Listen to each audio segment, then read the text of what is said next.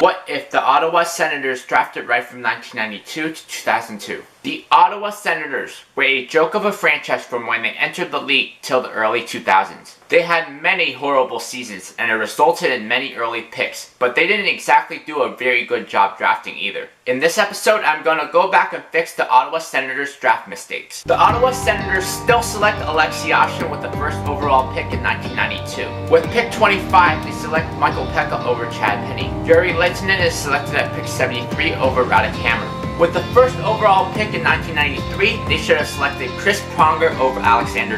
With pick 27, they should have selected Bryan McCabe over Radim Bicanek. Salo is selected at pick 53 over Patrick Charbonneau. In the first round of the 1994 draft, they still select Radek Bonk. With the 29th pick, they should have selected Patrick Elias over Stanislav Neckar. Milan Hejduk should have been selected at pick 81 over Bryan Masotta. Ottawa Senators should have selected Redden over Berard in the 1995 draft. In the 1996 draft, they will still select Chris Phillips. Sammy Kapanen is selected at pick 27 over Marc.